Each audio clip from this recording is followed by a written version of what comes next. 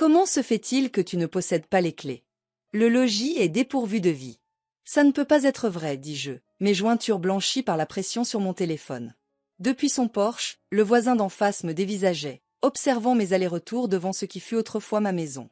Je m'appelle Jasmine Roras, et après avoir parcouru 4 longues heures depuis mon université jusqu'à Bakersfield pour les vacances de printemps, je découvre avec stupéfaction que ma maison d'enfance arbore un panneau à vendre planté dans la pelouse. Les fenêtres étaient nues, laissant entrevoir aucun rideau, aucun meuble à l'intérieur. 3 sacs poubelles noirs se tenaient sur le porche tels des invités indésirables. Lorsque j'ai jeté un œil à l'intérieur, j'ai aperçu mes vêtements, mes livres, des fragments de la vie que j'avais laissés derrière moi en partant à l'université. Ton père a mentionné que tu aurais dû appeler d'abord, a déclaré mon oncle Thomas, sa voix hésitante se faisant entendre à l'autre bout du fil. Ils ont déménagé la semaine dernière, ils ne t'ont pas mis au courant? Non, balbutiai-je, le mot peinant à franchir le nœud dans ma gorge. On m'a laissé dans l'ignorance totale. Après avoir raccroché, j'ai composé le numéro de mon père. Chaque sonnerie semblait durer une éternité. Bonjour, comment puis-je vous aider aujourd'hui? Sa voix était plate, dénuée de toute émotion. Papa! La maison est déserte, des sacs poubelles contenant mes affaires jonchent le porche. Quel est le problème? Un instant de répit. Ensuite, nous avons changé de domicile.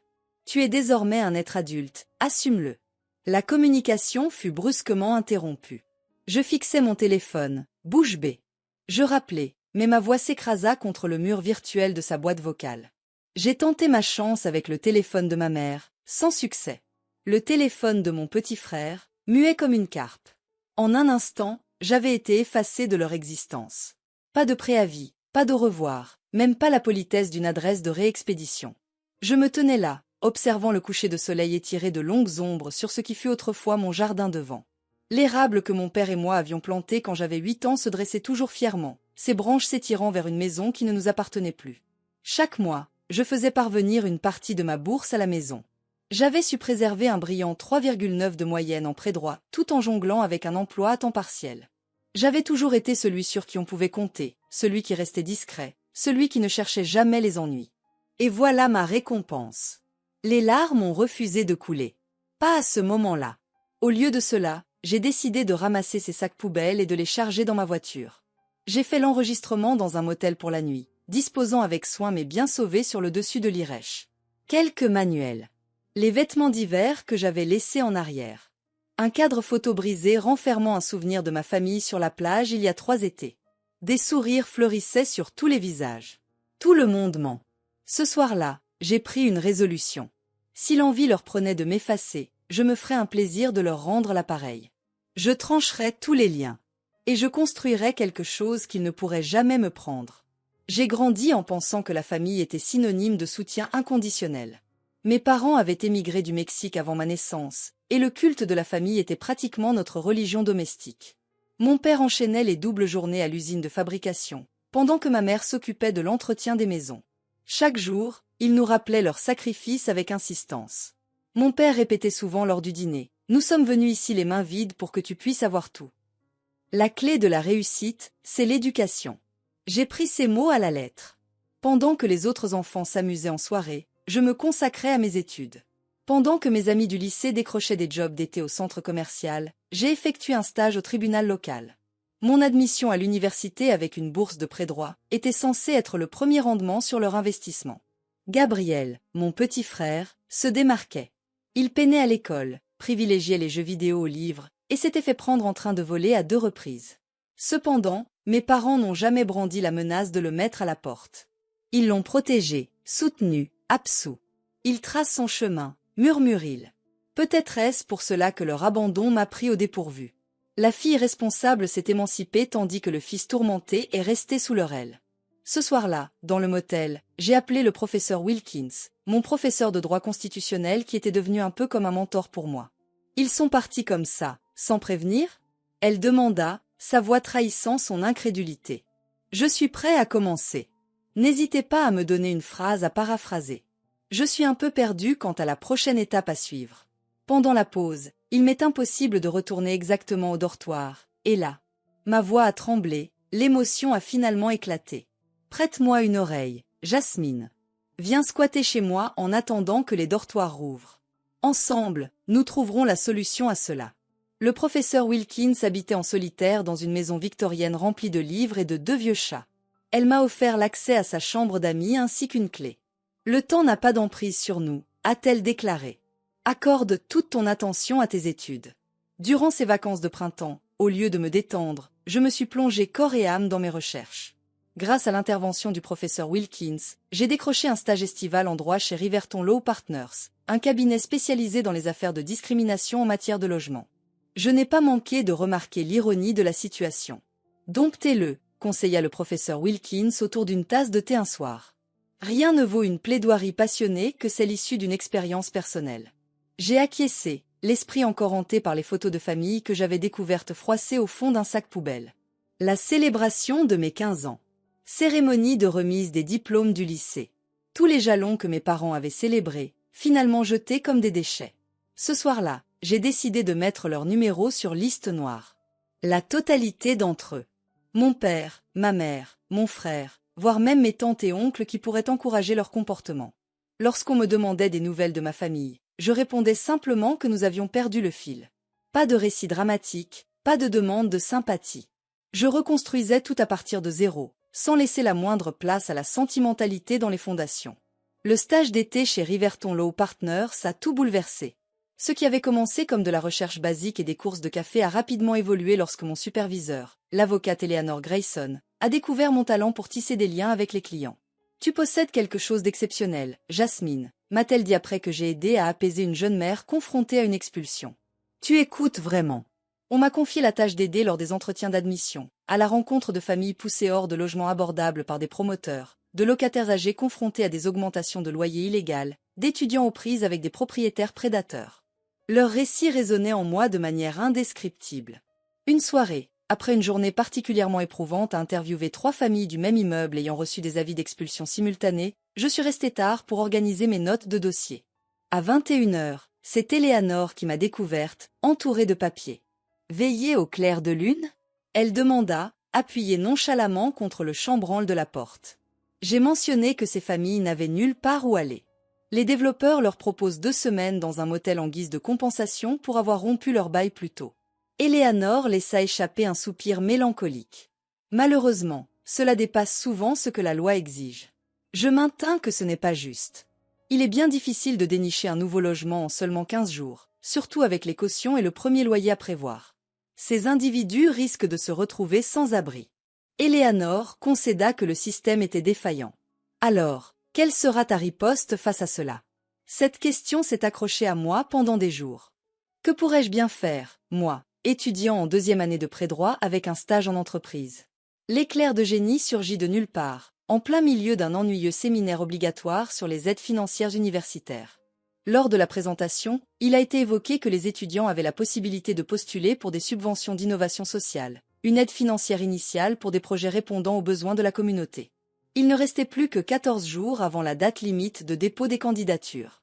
J'ai veillé 3 nuits d'affilée pour rédiger une proposition de programme de défense du logement, destinée spécifiquement aux étudiants et aux familles à faible revenu.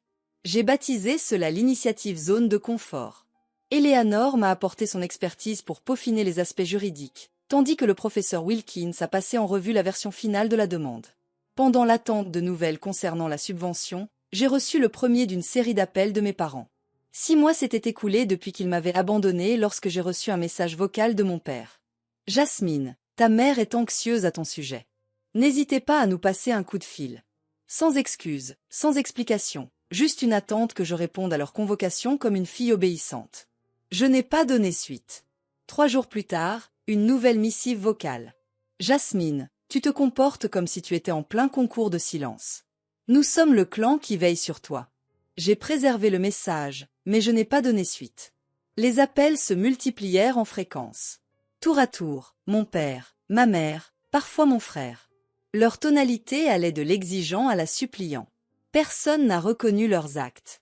Lorsque l'université m'a accordé la bourse d'innovation sociale de 25 000 $ pour lancer l'initiative SafeSpace, je n'ai pas jugé bon de leur en faire part. Plutôt que d'accepter un poste rémunéré à Riverton pour poursuivre mon travail tout au long de l'année académique, j'ai préféré célébrer avec le professeur Wilkins et Eleanor. Autour de moi, une nouvelle famille prenait forme, des personnes qui me soutenaient non par devoir, mais par un sincère respect et une réelle bienveillance. En janvier, L'initiative Espace Sécurisé avait apporté son soutien à 23 étudiants confrontés à des expulsions abusives. Nous travaillions dans une salle de stockage transformée chez Riverton Law Partners, avec 2 parajuristes bénévoles et un planning tournant d'étudiants en droit accumulant des heures de clinique. Chaque jour, je me précipitais des cours au bureau, passant mes soirées à examiner des dossiers et peaufiner notre approche. Le travail était épuisant mais gratifiant. Chaque famille qui a pu conserver un toit, chaque étudiant échappant à la rue, ressentait cela comme une victoire personnelle. Je construisais quelque chose de précieux à partir des décombres de mon propre déracinement. Pendant ce temps, mes parents avaient intensifié leurs efforts pour renouer le contact. Les appels arrivaient à une fréquence alarmante, parfois plusieurs fois par jour. Lorsque j'ai persisté à les ignorer, ils ont fait appel à la parentèle. Chaque nuit, ta mère pleure, m'a écrit ma tante Lucia. Peu importe leurs actes, ne pourrais-tu pas leur accorder ton pardon? Je n'ai pas daigné répondre à ces messages non plus. La rédemption exigeait une reconnaissance, mais ils refusaient toujours d'admettre toute faute.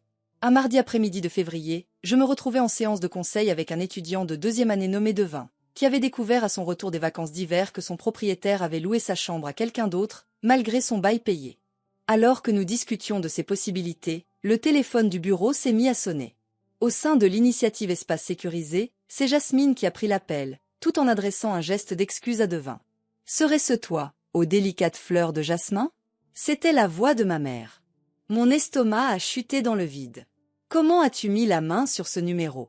Elle a précisé que c'était sur votre site internet. « Pourquoi esquives-tu nos appels comme un chat évite une flaque d'eau ?» Nous avons été rongés d'inquiétude. Devin se tortilla mal à l'aise sur sa chaise. « J'ai voilé l'embout. Je suis désolé, mais je dois m'en charger. Pourriez-vous patienter à l'extérieur pendant un petit instant, s'il vous plaît ?» Une fois qu'il fut parti, je dévoilai le téléphone. « Cet endroit est dédié à mon activité professionnelle. Je vous prie de ne pas chercher à me joindre ici à nouveau. »« Nous sommes tes parents, » dit ma mère, sa voix se brisant. « Nous avons le droit, tu as perdu ce droit. » Ai-je coupé. « Lorsque tu as décidé de ranger mes affaires dans des sacs poubelles et de vendre notre maison sans m'en informer. Je ne m'attelle pas à cette tâche pour le moment. » Elle supplia. « Ton père a commis une erreur. Nous avons dû jongler avec nos finances. » La maison était sur le point d'être saisie. Nous étions pris d'une gêne profonde. Pendant un instant, une fissure s'est glissée dans ma détermination. Des soucis d'argent? La saisie immobilière? Les soucis d'argent n'avaient jamais été évoqués. « Si tu avais des ennuis, tu aurais pu me le dire, » murmurai-je d'une voix douce. J'aurais apporté mon aide. Je faisais déjà parvenir de l'argent à la maison. Elle a déclaré que son père ne le permettrait pas. Sa fierté, tu connais, c'est sa marque de fabrique. J'étais au courant. La fierté de mon père était une puissance de la nature, sculptant les dynamiques familiales depuis l'enfance. Cependant, leur fierté ne pouvait en aucun cas justifier leurs actes. Je déclarai avec fermeté qu'il me fallait retourner au travail. « Je t'en prie, veuille honorer mes limites. » Je raccrochai avant qu'elle ne puisse répondre, mes mains tremblant légèrement lorsque je reposai le combiné. La brève conversation avait déterré des émotions que je croyais avoir réussi à enfouir avec succès. La colère, bien sûr, mais aussi ce sentiment persistant de devoir envers eux. Plus tard dans la soirée, Eleanor me découvrit toujours attablée à mon bureau, fixant le journal des appels de Safspace. Tobaigini. Elle remarqua mon air distrait et s'installa en équilibre sur le bord de mon bureau. Après un moment d'hésitation, je me suis décidé à lui parler de l'appel. Une partie de moi souhaite croire qu'ils avaient une bonne raison, j'ai admis. Que ce n'était pas simplement de la cruauté. Eleanor y réfléchit. Les gens agissent rarement par pure méchanceté, Jasmine. Les raisons et les excuses ne se confondent pas. Peu importe leurs soucis financiers, ils ont préféré les régler en vous abandonnant sans crier gare. Elle avait vu juste. Cependant, les mots de ma mère avaient semé en moi le doute tel une graine. Et si l'histoire cachait encore bien des secrets? Et si leur situation avait été désespérée? Le lendemain, malgré mes réticences, j'ai cédé à une tentation que je m'étais efforcé de repousser depuis des mois. J'ai entrepris une exploration virtuelle à la recherche de ma famille. Ce que j'ai découvert a anéanti toute sympathie naissante. 3 semaines seulement après leur déménagement, ma mère a publié sur Facebook une photo joyeuse où elle, mon père et Gabriel sourient devant leur nouvelle maison. Sur la légende, on pouvait lire « Nouveau départ ». Tellement béni. La crise financière n'avait pas pointé le bout de son nez. Aucune saisie immobilière n'avait eu lieu.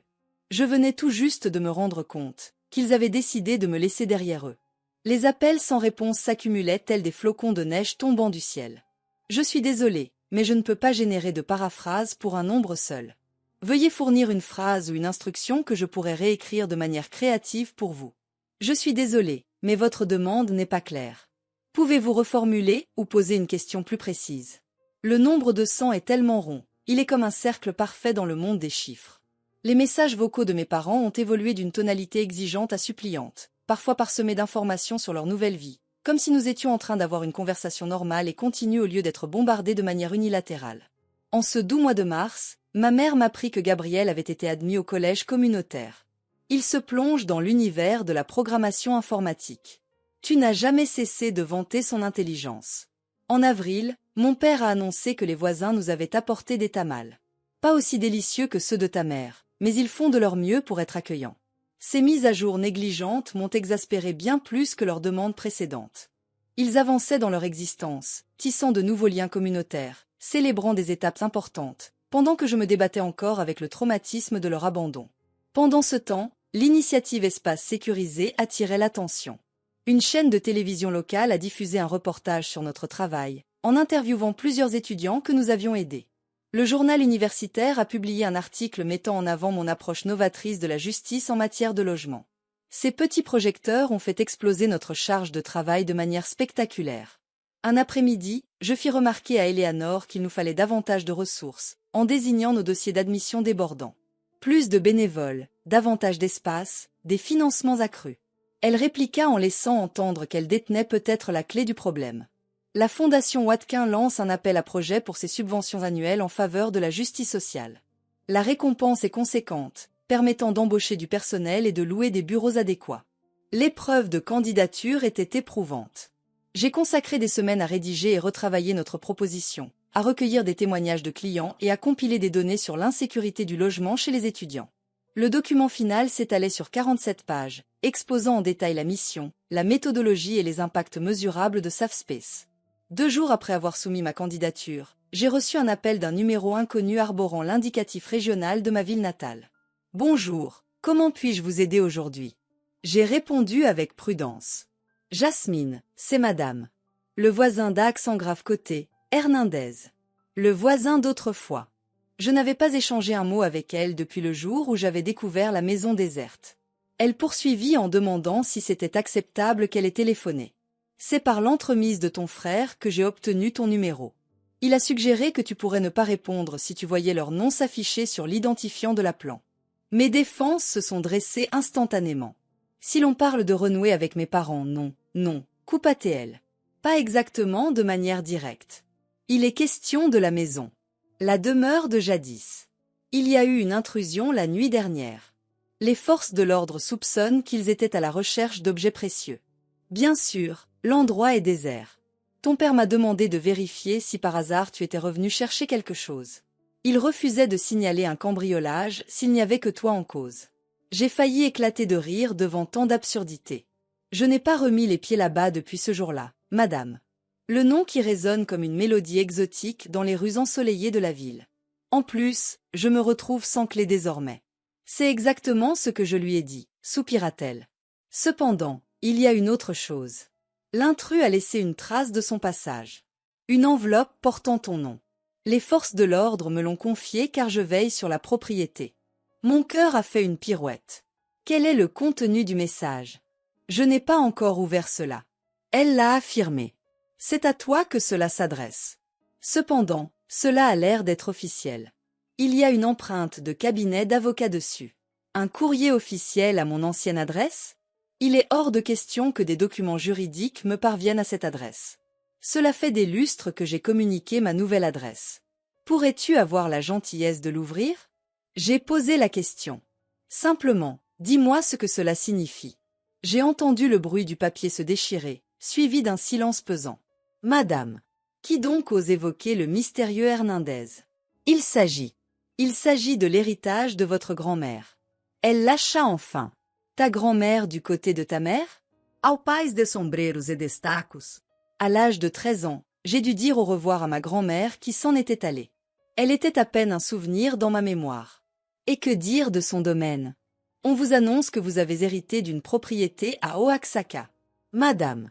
Hernandez dévorait les mots un par un, savourant chaque syllabe. Et voici le relevé bancaire. Jasmine affiche un solde dépassant les 400 000 $. Mon esprit a vacillé. Cela ne peut être exact.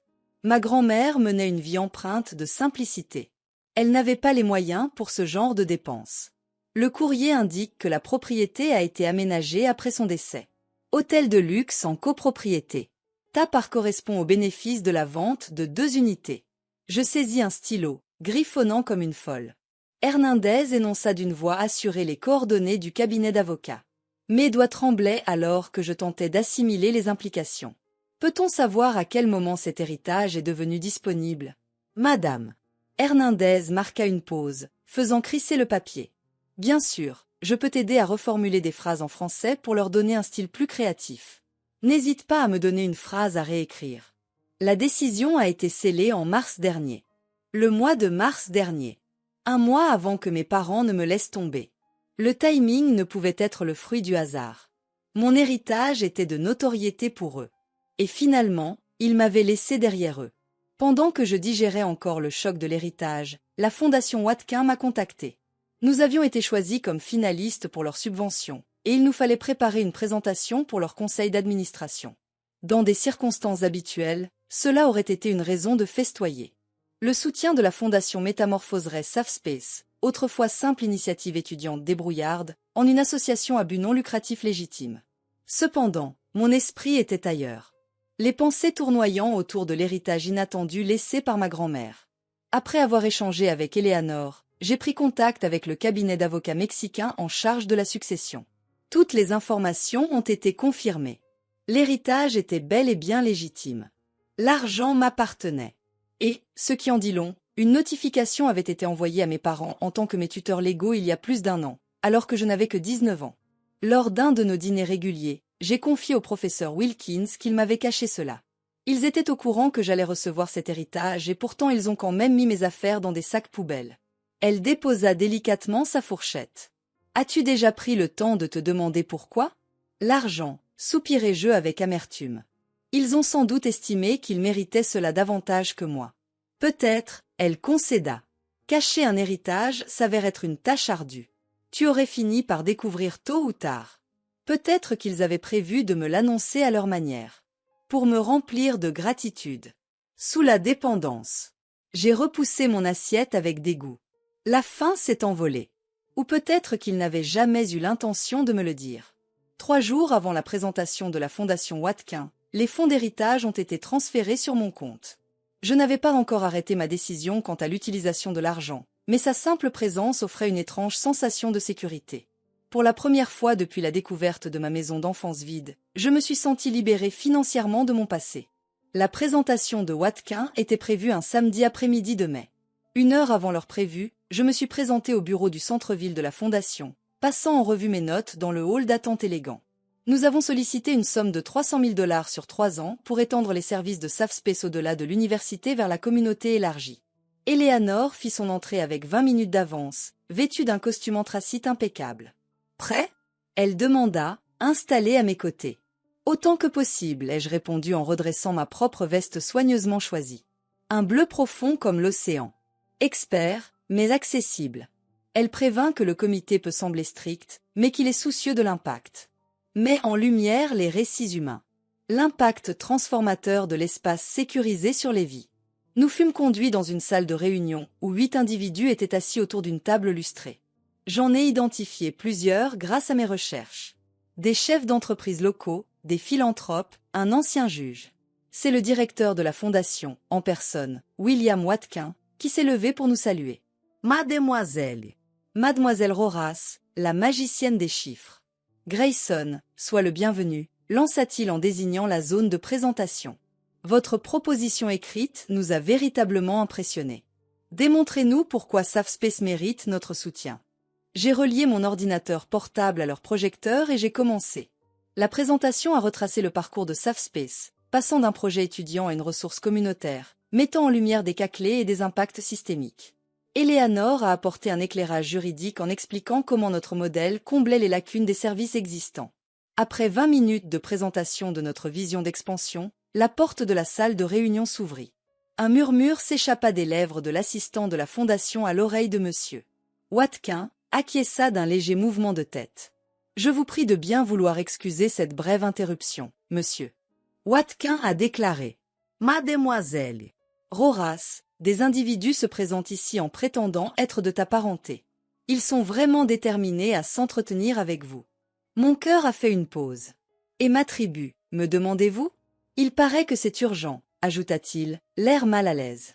Nous pouvons leur demander de patienter le temps que nous ayons terminé. Éléanore posa doucement sa main sur mon bras, comme pour me soutenir. C'est à toi de jouer, Jasmine. Je pris une inspiration profonde pour me recentrer. Après des mois d'appels sans réponse, mes parents m'avaient retrouvé au moment peut-être le plus crucial de ma jeune carrière professionnelle. Il fallait que ça arrive au pire moment. Encore plus révélateur. Veuillez leur dire que je leur parlerai après la présentation, déclarai-je, ma voix étrangement calme. Cela revêt une importance telle qu'il est impensable de l'interrompre. Monsieur. Watkin acquiesça d'un signe de tête approbateur, puis l'assistant s'éclipsa pour transmettre mon message. Je me suis retourné vers la présentation. Cependant, à l'intérieur, mon esprit était en pleine effervescence. Quelle urgence pourrait bien surgir après presque un an de silence? J'ai terminé la présentation en pilote automatique, ma voix restant professionnelle malgré les turbulences émotionnelles qui m'agitent en dessous. Lors de l'entretien, les membres du conseil ont posé des questions pertinentes auxquelles j'ai répondu en détail, résolu à ne pas laisser mon drame personnel influencer cette opportunité. Lorsqu'ils nous ont enfin remerciés et promis une décision dans un délai de 2 semaines, je me suis senti vidé, plutôt que plein d'espoir. « Tu as été remarquable », déclara Éléanore alors que nous rassemblions nos affaires, surtout compte tenu des circonstances. Dans le hall d'attente, mes parents et Gabriel patientaient, loin de l'agitation du bureau. Ma mère s'est levée à ma vue, son visage exprimant un mélange complexe d'émotions, espoir, peur, détermination. Mon père est resté assis, son visage arborant une expression méfiante. Gabriel planait maladroitement entre eux, évitant soigneusement mon regard. Jasmine, entama ma mère en faisant un pas en avant. Il est impératif que nous ayons une discussion. Éléanore exerça une pression sur mon épaule. Je te laisse en intimité, rappelle-moi plus tard. Après avoir hoché la tête avec gratitude, je me suis tournée vers ma famille. Pour quelle raison es-tu présent ici? Comment diable as-tu réussi à me dénicher? Ma mère m'a expliqué que nous avions vu l'article de journal sur votre programme de logement. La présentation de Watkin a été évoquée aujourd'hui. Cela fait des mois que nous tentons de vous contacter en vain. Je suis conscient, ai-je dit d'un ton détaché. Il est difficile de ne pas remarquer 247 appels. Mon père se leva enfin. Jasmine, il est grand temps que cela prenne fin. Tu agis de manière puérile. Un rire amer s'échappa de moi. Est-ce que ça relève de l'enfance? En rentrant chez moi, j'ai découvert mes affaires soigneusement emballées dans des sacs poubelles. Tu as vendu notre maison sans même m'en parler. Tu m'as laissé tomber. Et c'est moi qui passe pour l'enfant dans l'histoire? Une erreur s'est glissée dans nos actions. Ma mère a murmuré, sa voix frémissante. Nous aspirons à rectifier la situation.